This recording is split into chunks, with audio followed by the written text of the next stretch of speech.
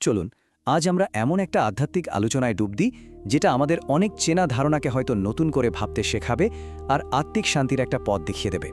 আসুন এই গভীর বিষয়টা নিয়ে একসাথে একটু অনুসন্ধান করি। ওম শান্তি।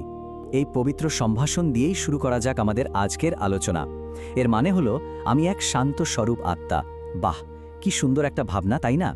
এই ভাবনাটাকেই সঙ্গে নিয়ে চলুন এগিয়ে যাই।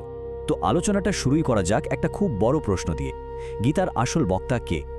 এই প্রশ্নটা কিন্তু আমাদের অনেকের মধ্যে একটা প্রচলিত ধারণাকে ঘিরে, আর এর উত্তরটাই এই পুরো আলোচনার কেন্দ্রবিন্দু। প্রথমেই আমরা দেখব এক মহৎ বিভ্রান্তি। এই আলোচনা অনুসারে ঈশ্বর আর তার জ্ঞান নিয়ে আমাদের মধ্যে একটা গভীর, বলা যেতে পারে একটা ভুল ধারণা কাজ করে। চলুন দেখি সেটা ঠিক কি।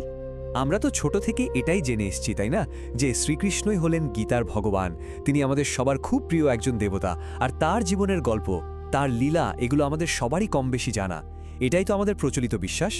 কিন্তু এখানে একটা বেশ মজার জিনিস খেয়াল করার মতো।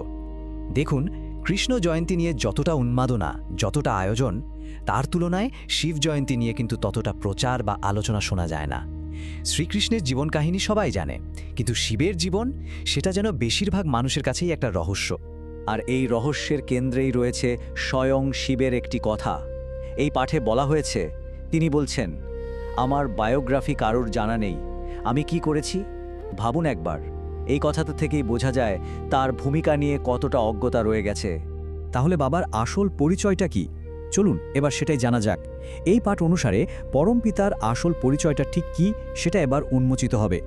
এই স্লাইডটা দেখুন, এখানে পার্থক্যটা খুব পরিষ্কার করে দেওয়া আছে। একদিকে শিব, যিনি নিরাকার, মানে তার কোনো শরীর নেই, তিনি জন্মমৃত্যুর চক্রে আসেন না। আর অন্যদিকে কৃষ্ণ, যিনি মানব শরীরে জন্ম নেন এবং ৮৪ জন্মের একটা লম্বা চক্র পার করেন। শিব হলেন সবাইকে পবিত্র করার শক্তি, পতিত পাবন, আর কৃষ্ণ হলেন সেই প্রথম আত্মা যিনি পবিত্র হয়ে স্বর্গের রাজপুত্র হন। মানে একজন হলেন সৃষ্টিকর্তা আর অন্যজন তার শ্রেষ্ঠ রচনা। এখানে শিবের একটা বিশেষ পরিচয় দেওয়া হয়েছে, পতিত পাবন। শব্দটার মানে কি? মানে হলো যিনি পতিত বা অপবিত্রদের পবিত্র করেন, যিনি সবাইকে মুক্তি দেন, পরিত্রাণ দেন। মুক্তিদাতা হিসাবে তার ভূমিকাটা বুঝতে এই নামটাই কিন্তু যথেষ্ট। এই পাঠ অনুসারে ঘটনাগুলো ঠিক কিভাবে ঘটে সেই ক্রমটা বোঝা কিন্তু খুব দরকারি। বলা হচ্ছে কলিযুগের একদম শেষে শিবের অবতরণ হয়, ঠিক তারপরেই তিনি গীতার জ্ঞান দেন। আর সেই জ্ঞানের ভিত্তিতেই শুরু হয় সত্যযুগ, যেখানে কৃষ্ণ প্রথম রাজপুত্র হয়ে জন্ম নেন। মানে জ্ঞানদান আগে, তারপর নতুন পৃথিবীর শুরু। দেহ বনামাত্মা। আচ্ছা, ঈশ্বরের পরিচয় নিয়ে এত বড় একটা বিভ্রান্তি তৈরি হলো কেন? এর কারণটা কিন্তু আরও গভীরে। আসলে সমস্যাটা হলো আমাদের নিজেদের পরিচয় নিয়ে। আমরা নিজেদের আত্মা না ভেবে এই দেহটাকেই আমি বলে মনে করি, আর এটাকেই বলা হচ্ছে দেহ অভিমান। এখানে দেখুন আমাদের ভেতরে দুটো সত্তার লড়াইটা কি সুন্দরভাবে দেখানো হয়েছে। একদিকে দেহচেতনা বা দেহ অভিমান, যা আমাদের মধ্যে অহংকার, জিনিসপত্রের প্রতি লোভ, ফ্যাশনের প্রতি আসক্তি তৈরি করে। এর ফল কি? ঝগড়া, দুঃখ। এটাকে বলা হচ্ছে রাবণের প্রভাব। আর ঠিক তার উল্টো দিকে আছে আত্মচেতনা বা দেহী অভিমানী অবস্থা। এর থেকে আসে নম্রতা, সরল জীবন আর শান্তি। আর এটাই হলো ঈশ্বরের প্রভাব বা গুণাবলী। দেহ অভিমান ব্যাপারটা হয়তো একটু কঠিন শোনাচ্ছে, তাই না? চলুন একটা সহজ উদাহরণ দেখি। ধরুন একটা খুব দামি ফ্যাশনেবল ঘড়ি কেনার ইচ্ছে হলো, কিনলেনও, কিন্তু তারপর থেকে সারাক্ষণ মনে ভয়, যদি হারিয়ে যায়, যদি চুরি হয়ে যায়। এই যে একটা জিনিসের প্রতি তীব্র টান আর তা নিয়ে দুশ্চিন্তা, এটাই কিন্তু দেহ অভিমানের একটা ছোট্ট উদাহরণ। তাহলে আসল প্রশ্নটা হলো, এই দেহ সচেতন অবস্থা থেকে বেরিয়ে এসে আত্মসচেতন হওয়া যায় কিভাবে? এর পথটা কি? চলুন এবার সেই আধ্যাত্মিক যাত্রার পথটা একটু জেনে নেওয়া যাক। এখানে একটা বেশ ইন্টারেস্টিং প্রশ্ন উঠে আসছে। আচ্ছা, এমনটা কেন হয় যে গরিব মানুষেরা প্রায়শই আধ্যাত্মিক পথে অনেক তাড়াতাড়ি এগিয়ে যায়? এই প্রশ্নের উত্তরটাও এই পাঠে খুব স্পষ্টভাবে দেওয়া হয়েছে। বলা হয়েছে বিত্তশালীদের নিজেদের ঐশ্বর্যের নেশা থাকে, গরিবদের মধ্যে অনেক শ্রদ্ধা থাকে। কথাটা কিন্তু আমাদের অনেক কিছু ভাবায়, তাই না? বস্তুগত সম্পদ আর আধ্যাত্মিক বিশ্বাসের মধ্যকার সম্পর্কটা নিয়ে নতুন করে ভাবতে শেখায়। তাহলে এই আত্মিক যাত্রার জন্য ঠিক কি কি করতে হবে? এখানে 4টে সহজ ধাপের কথা বলা হয়েছে। প্রথম ধাপ, নিজেকে একটা ছোট্ট তারার মতো জ্যোতির্বিন্দু আত্মা হিসেবে চেনা।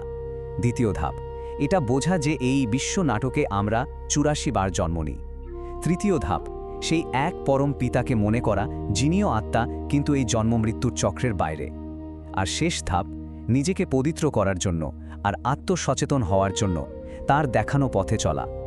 আচ্ছা, এই কঠিন পথটা অনুসরণ করলে তার ফল কি হবে? চলুন এবার দেখি এই যাত্রার শেষে আমাদের জন্য কি অপেক্ষা করছে, যাকে বলা হচ্ছে শ্রেষ্ঠ ভাগ্য।